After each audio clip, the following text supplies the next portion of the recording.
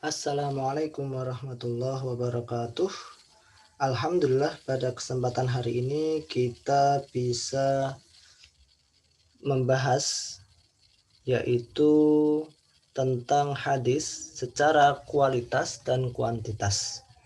Hadis secara kuantitas itu dibagi menjadi hadis mutawatir dan hadis ahad. Hadis ahad dibagi menjadi 3, hadis masyhur, hadis aziz, dan hadis gharib. Sedangkan secara kualitas hadis dibagi menjadi hadis sahih, hadis hasan, hadis dhaif. Nah, nanti lebih dalam lagi hadis sahih dibagi menjadi hadis sahih li dzatihi, hadis sahih li ghairihi. Hadis hasan dibagi menjadi hadis hasan li dzatihi, hadis hasan li ghairihi. Baik, di hadapan kita sudah ada makalah kelompok 3 KPI 2. Hal pertama yang akan saya perhatikan pada makalah ini adalah pada daftar pustaka atau referensi. Namun, saya tidak mendapati daftar pustaka atau daftar referensi dari makalah ini. Ini hal yang sangat disesalkan. Karena dalam karya ilmiah wajib ain hukumnya ada daftar pustaka. Hal tersebut akan memberikan pertanggungjawaban bahwa makalah hadis ini diambil dari sumber-sumber terpercaya. Bagaimana jika tidak ada daftar pustaka? Maka dapat dipastikan diambil dari sumber yang tidak terpercaya atau kurang kredibel. Maka untuk mempertanggungjawabkannya juga dipertanyakan. Maka untuk kelompok 3 ini wajib ketika revisi nanti menyertakan daftar pustaka atau referensi dari makalah ini. Baik, masuk ke daftar isi. Daftar isi. Di sini daftar isi seharusnya bertempat di paling kanan di sini. Jadi tolong diperbaiki, dipindah ke kanan untuk semua. Kata pengantar. Ini saya lingkari. Kenapa? Saya lingkari pada kata pengantar ini setelah Assalamualaikum karena spasinya terlalu jauh antara Assalamualaikum dan segala puji. Kemudian pendahuluan. Pada pendahuluan yang saya lingkari ini karena tidak konsisten dalam penulisan Al-Quran. Al-Quran di satu sisi ditulis seperti ini. Di satu sisi ditulis seperti ini. Jadi gunakan satu dan konsisten. Sebenarnya penulisan seperti ini juga sah, boleh. Penulisan juga seperti ini juga sah, boleh. Ini KBBI yang lama, yang ini. Sedangkan ini KBBI yang baru. Dua-duanya saya bolehkan. Tetapi yang perlu diperhatikan harus konsisten. Di sini saya masih lihat tanda baca. Setelah titik harus ada spasi. Di sini juga saya lihat tanda baca. Setelah titik harus ada spasi. Sallallahu alaihi wasallam ini karena transliterasi harus ditulis miring. Ini juga tanda baca lagi. Setelah titik harus ada spasi. Rumusan masalah. Pada rumusan masalah di sini disebutkan ada 5 pengertian mutawatir. Ini sepertinya tidak belajar dari kelompok-kelompok sebelumnya. Penulisan rumusan masalah di sini salah. Rumusan masalah itu biasanya akan berupa pertanyaan. Jika berkenaan dengan hadis mutawatir, berarti bagaimana pengertian hadis mutawatir, syaratnya, serta contohnya. Nah, itu seharusnya seperti itu.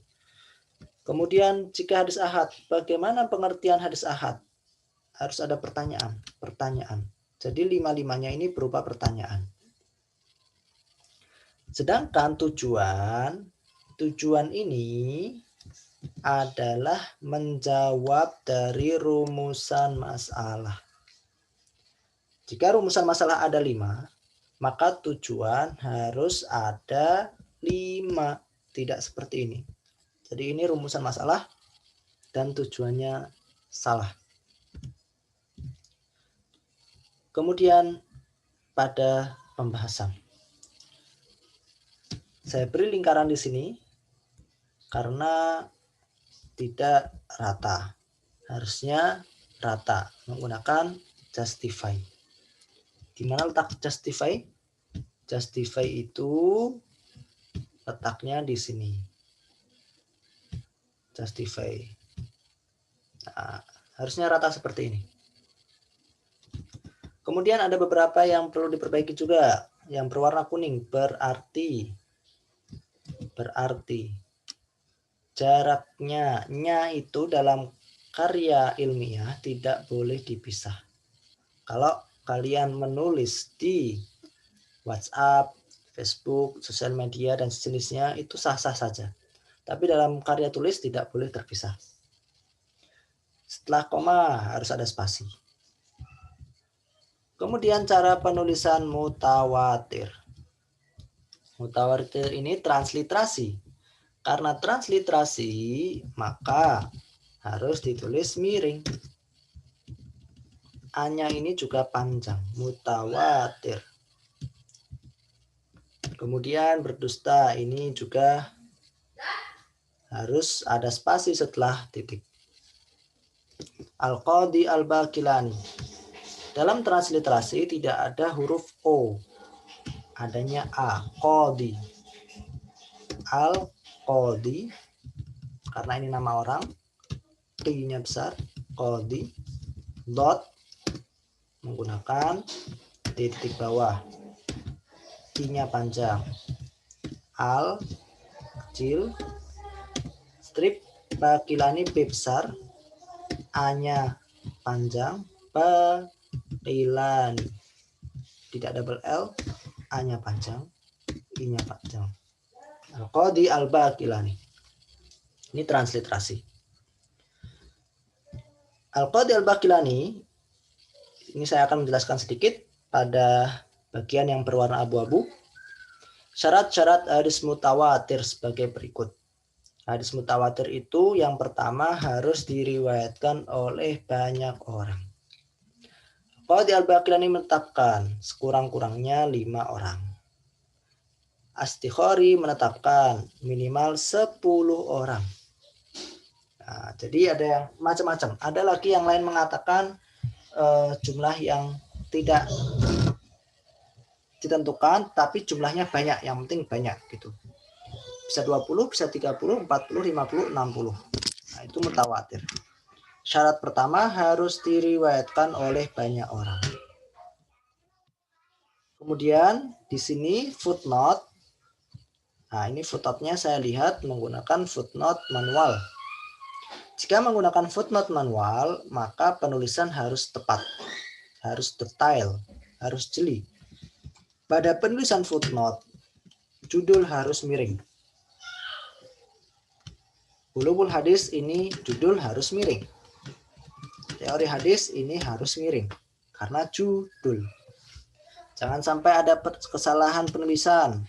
Sebelum kurung tutup tidak ada spasi. Kemudian setelah kurung tutup ada spasi. Jadi kalau kalian menulis manual, footnote-nya harus jeli. Dan itu pasti akan menguras tenaga. Maka saya menyarankan menulis footnote dengan Zotero ataupun Mendeley. Kemudian syarat yang kedua, tadi syarat yang pertama harus diriwayatkan oleh banyak orang. Syarat yang kedua, keseimbangan antara perawi atau tobakot atau tingkatan. Apa maksudnya? Jadi ada riwayat diriwayatkan oleh sahabat dari Rasulullah. Sahabatnya ini 20 orang. Diriwayatkan oleh tabi'in, tabi'innya ini 30 orang. Tabi'ut tabi'in 40 orang. Kemudian setelahnya, jumlahnya banyak semua. Jika semuanya jumlahnya banyak, maka disebut hadis mutawatir. Bagaimana sih hadis mutawatir itu? Cara memahaminya yang gampang, contoh hari kemerdekaan Indonesia. itu tanggal 17 Agustus tahun 1945. Semua orang pada tahun 1945 jutaan orang tahu bahwa kemerdekaan tanggal 17 Agustus. 10 tahun setelahnya, semua jutaan orang tahu bahwa Hari Raya Kemerdekaan tahun 45 tanggal 17 Agustus. Sampai sekarang yang sudah berpuluh-puluh tahun, semua orang sepakat bahwa Hari Raya Kemerdekaan itu 17 Agustus. Tidak ada perbedaan, tidak ada pertentangan. Kalau seandainya ada orang yang mengatakan Hari Kemerdekaan Indonesia itu tanggal 20 Agustus, pasti orang ini dikatakan dia telah berdusta. Nah, jika seperti ini, maka disebut hadis mutawatir. Karena semua orang tahu, semua orang sepakat. Dan setiap tingkatan, setiap masa, itu jumlahnya banyak.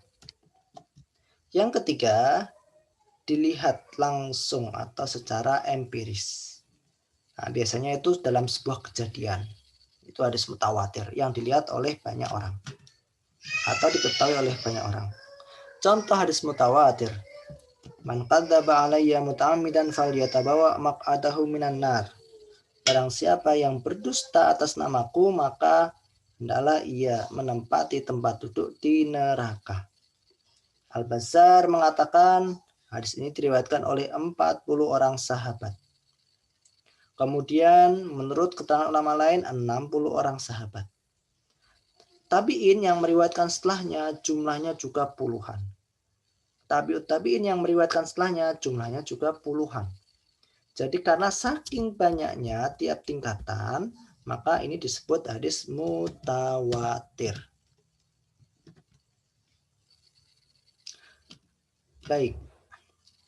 Hadis ahad. Hadis ahad itu adalah hadis, di sini tidak disebutkan definisinya. Hadis ahad itu hadis yang jumlahnya tidak sampai pada jumlah mutawatir. Nah, di sini hanya disebutkan tidak sampai pada tingkat mutawatir atau tidak sebanyak mutawatir.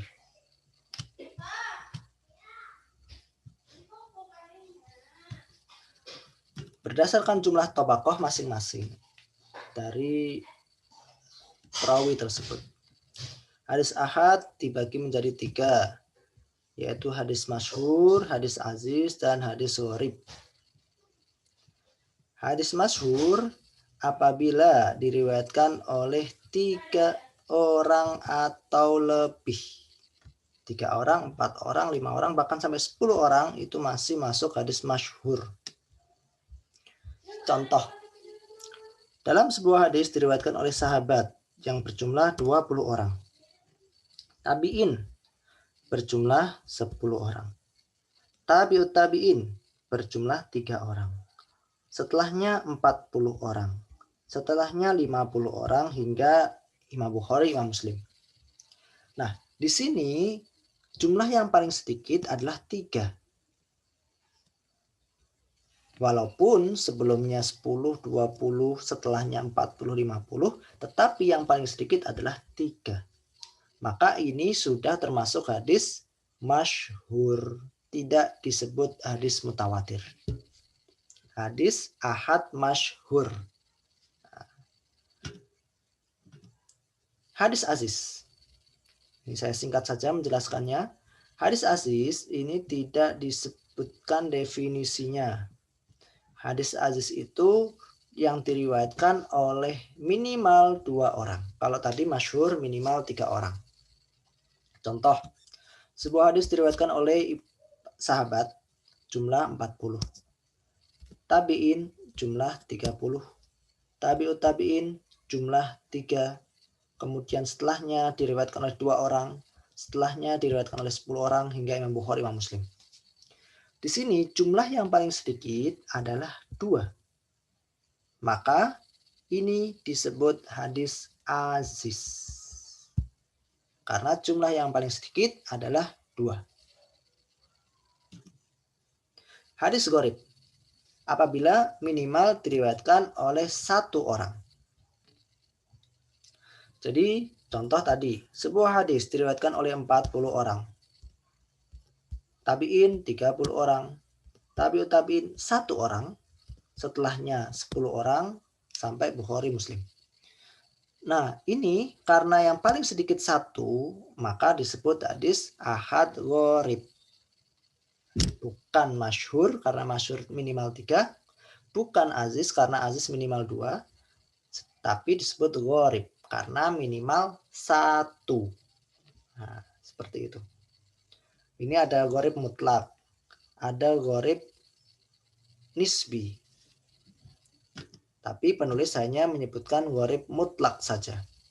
Jadi penulis di sini harus menjelaskan apa itu gharib nisbi karena di sini dicantumkan gharib nisbi tapi tidak dijelaskan.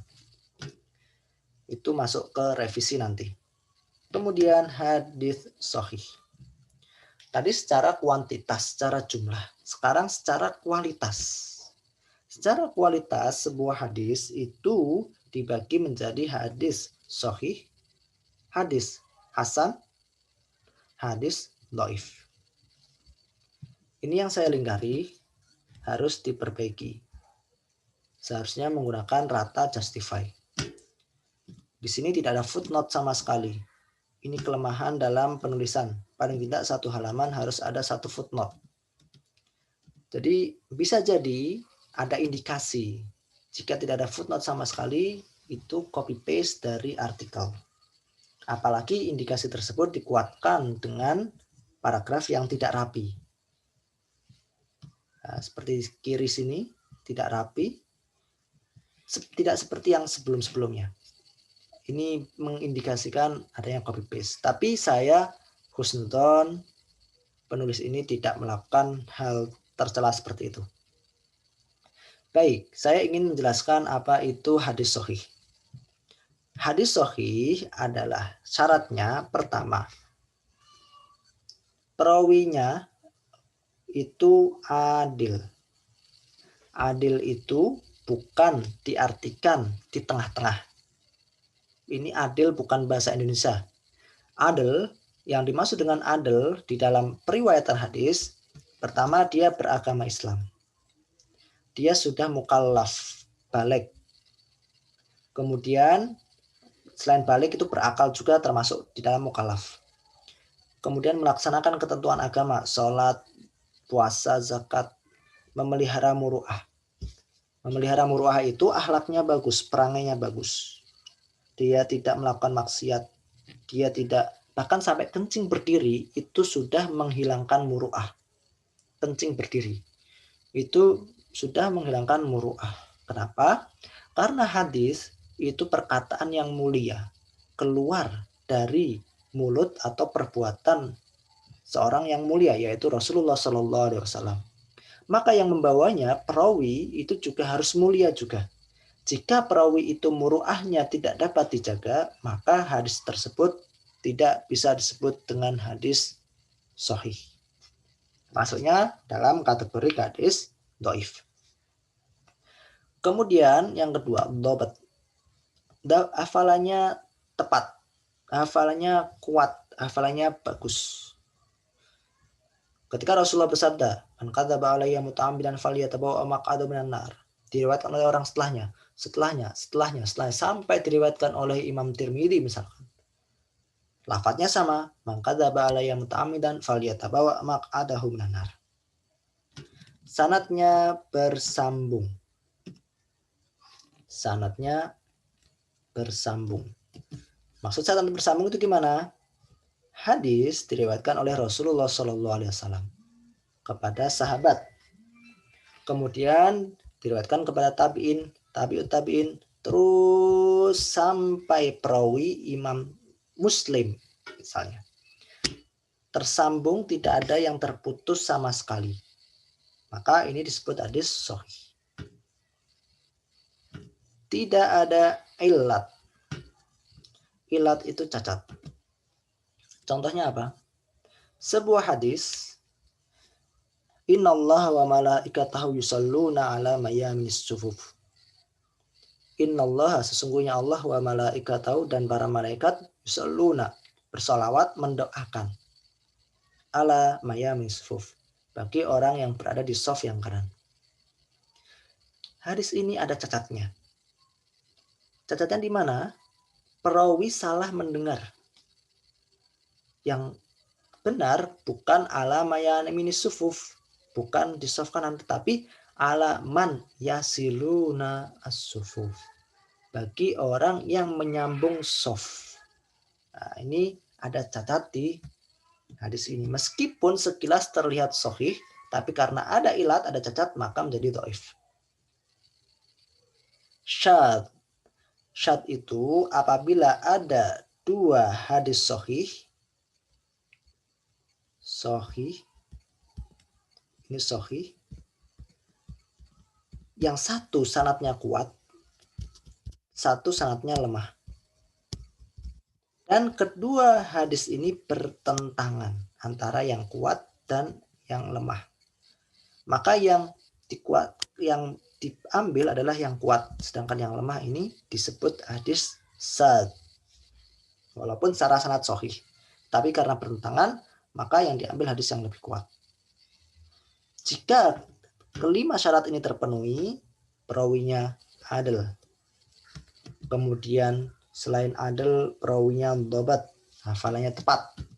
Kemudian yang ketiga, apabila sanadnya bersambung, kemudian tidak ada cacat, kemudian tidak ada syadz, maka hadis tersebut dihukumi hadis sahih. Hadis sahih dibagi menjadi sahih li dzatihi, sahih li ghairihi. Apabila hadis tersebut sahih, memenuhi syarat-syaratnya yang 5 tadi, disebut sahih li dzatihi. Apabila hadis tersebut hasan, kemudian dikuatkan dengan hadis yang lain, maka naik derajatnya menjadi hadis sahih li ghairihi. Nah, seperti itu. Hadis hasan. Ada juga hadis hasan li dzatihi, hadis hasan li ghairihi. Apa beda hadis sahih dan hadis hasan? Di sini disebutkan khabarul ahad, ini salah penulisan. Binaklin adl, syaratnya pertama adl, sama seperti hadis sahih. Tamud dhabat, ini bukan tamud dhabat. Kalau tamud dhabat itu syarat dari hadis sahih. Tetapi kalau hadis hasan itu bukan tam. Tam itu artinya sempurna, hafalannya. Naqisud dhabat. Nakis. Hafalannya kurang sempurna. Bisa jadi meriwayatkan dengan makna. Ini perbedaan antara hadis sahih dan hadis hasan. Adalnya sama, sanadnya muttasil bersambung sama, tidak ada ilat, tidak ada cacat, sama syaratnya dengan hadis sahih, tidak ada syadz, itu sama syaratnya dengan hadis sahih, yang membedakan hanya satu, naqisul dhabat dan tamamud dhabat. Kalau hadis sahih, hafalannya sempurna. Jadi apa yang dikatakan oleh Rasulullah sama persis dikatakan oleh perawi, harokatnya, hurufnya tidak ada yang kurang sedikit pun. Namun jika hadis hasan itu kurang sempurna. Nah, letaknya di situ. Maka disebut hadis hasan. Jadi dhabatnya sama, hafalannya kuat, tetapi kurang sempurna. Nah, seperti itu. Maka disebut dengan hadis hasan. Hasan nanti dibagi menjadi hasan li dzatihi, hasan li ghairihi juga. Hadis hasan li ghairihi itu sebenarnya hadis dhaif, tapi dikuatkan dari jalur yang lain sehingga naik derajatnya menjadi hadis hasan li ghairihi. Hadis dhaif. Hadis dhaif. Di sini apabila disebutkan malam yujad fi syurutus sihhah, apabila tidak memenuhi kriteria yang 5 dari hadis sahih. Jadi hadis sahih tadi kriterianya ada 5. Sanadnya tersambung, adil, dhabat, tidak ada cacat, tidak ada ilat maksudnya, tidak ada cacat, tidak ada syad, tidak bertentangan dengan hadis sahih. Maka jika syarat tersebut terpenuhi, hadis disebut hadis sahih. Jika kurang satu saja, maka disebut dengan hadis dhaif. Nah, jadi kalau tidak terpenuhi syarat hadis sahih, tidak terpenuhi syarat hadis hasan, maka masuknya ke hadis dhaif. Baik. Jadi pada intinya secara kualitas dibagi menjadi hadis sahih, hadis hasan, dan hadis dhaif. Hadis dhaif sendiri adalah apabila tidak memenuhi syarat dari hadis hasan dan hadis sahih.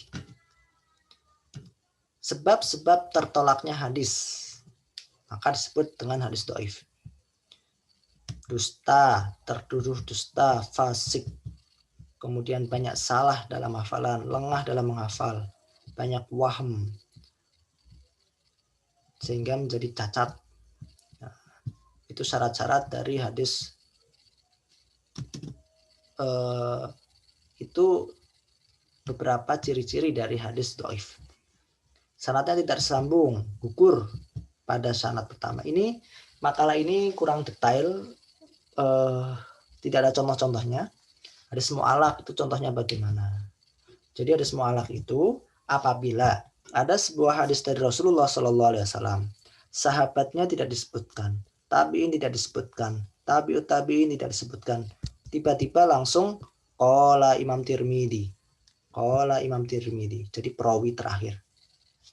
Maka ini disebut dengan hadis mu'allaq karena rantai sanadnya ini tidak disertakan, tidak disebutkan. Hadis mursal ini juga tidak bercontohnya. Hadis munqati, hadis yang terputus. Jadi rantai sanad ada yang tidak terputus, tidak disebutkan atau terputus. Melihat terputus atau tidak itu dilihat dari tahun meninggal. Itu lebih gampangnya. Contoh, seorang meninggal tahun 100 Hijriah. Perawi setelahnya 250 Hijriah. Ini meninggal tahun 100, meninggal tahun 250. Jika ini umurnya 60 tahun, diambil rata-rata. Jika 60 tahun, kan tidak nyampe ke 100. Ya kan? Umurnya harus 150 tahun. Dan itu mustahil sekali. Mustahil. Itu cara yang paling gampang untuk melihat apakah itu munqati, terputus atau tidak.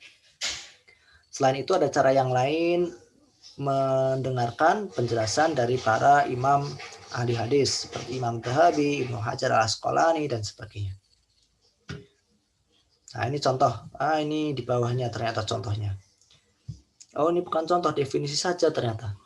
Munqati ma saqata min sanadihi rawin wahidin. Apabila di dalam sanadnya itu terputus, yaitu seperti yang saya contohkan tadi, satu orang meninggal tahun 100 Hijriah, satu orang meninggal tahun 150 Hijriah, tidak bertemu, berarti ada satu orang yang di tengahnya tidak disebutkan. Maka ini terputus. Mu'allaq tadi juga sudah saya jelaskan. Apabila di awal sanadnya tidak disebutkan, kemudian sahabat tidak disebutkan, tabi'in, tabi'ut tabi'in tidak disebutkan, tiba-tiba langsung perawi. Padahal perawi ini meninggalnya tahun 300, Rasulullah meninggal tahun 11 Hijriah. Nggak mungkin orang 300 bisa bertemu dengan orang yang meninggal, yaitu Rasulullah meninggal tahun 11 Hijriah. Nggak mungkin. Hadis mursal. Ma saqata min akhiri man ba'dat tabi'in. Hadis yang disandarkan langsung oleh tabi'in kepada Rasulullah. Jadi tidak ada sahabat. Ini Rasulullah. Sahabat tidak disebutkan, tiba-tiba langsung tabi'in, langsung ke Rasulullah. Nah, kalau seandainya tabi'in ini menghilangkan sahabat saja, itu nanti disebut mursal tabi'in. Mursal sahabi. Mursal sahabat. Kalau mursal sahabi itu masih diterima. Karena semua sahabat adul.